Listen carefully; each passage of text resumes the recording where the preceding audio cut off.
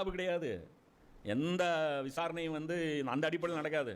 எல்லாம் கூப்பிட்றான், என்னடா ஊருக்குள்ளே அழிச்சாட்டை இப்போ பண்ணுறான்ல, ஊருக்குள்ளே நல்லா தெரியுது இல்லை, நல்லா தெரியுது மனுஷன் குடிக்கிற தண்ணி தொட்டி, அந்த தண்ணி தொட்டியில் போய் மலம் கலக்கிறான். என்ன எண்ணம் உனக்கு, என்ன திமிரு உனக்கு? செருப்பு போட்டு ஒருத்தன் அந்த உன் தெருவில் நடந்துட்டா அவனை உன்னால் ஜீர்ணிக்க முடியாதா? உன் முன்னாடி ஒருத்தன் இப்படி உட்காந்துக்கிட்டா ஜீரணம் பண்ண முடியாதா? வழிபாட்டு தளத்தில் உனக்கு சமமாக ஒருத்தன் வந்து அப்படி இருந்துட்டா உன்னால் டைஜஷன் பண்ண முடியாதா? அவ்வளோ அதிகாரமாக உனக்கு? அதான் சொல்கிறான், அந்த கால்கள் போதுண்டா, உன் தோல் போதுண்டா. அவர்கள் தங்கள் தோள்களை பார்த்து கேட்பார்கள், எங்களுக்கு எதிராக ஏன் சாட்சி சொன்னீர்கள்? யார்? மனுஷன் தன்னுடைய தோலை பார்த்து சொல்லுவான், டே என்னடா ஆச்சு, எனக்கு எதிராக சாட்சி சொல்கிற? அதற்கு அவை பதிலளிக்கும், ஒவ்வொன்றையும் பேச வைத்த இறைவனாகிய அல்லாஹ் தான் எங்களையும் பேச வைத்தான்.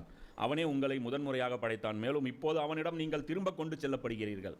உலகில் நீங்கள் குற்றங்களை ரகசியமாக செய்து கொண்டிருந்த போது உங்களுடைய காதுகளும் உங்களுடைய கண்களும் உங்களுடைய தோள்களும் உங்களுக்கு எதிராக சாட்சி சொல்லும் எனும் எண்ணமே உங்களுக்கு இருந்ததில்லை.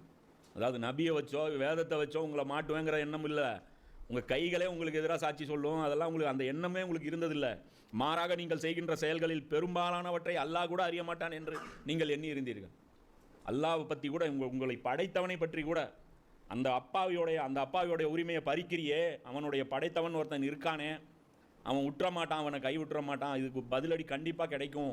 வினை விதைத்தவன் வினை அறுப்பான். இது கேள்விப்பட்டது இல்லையா?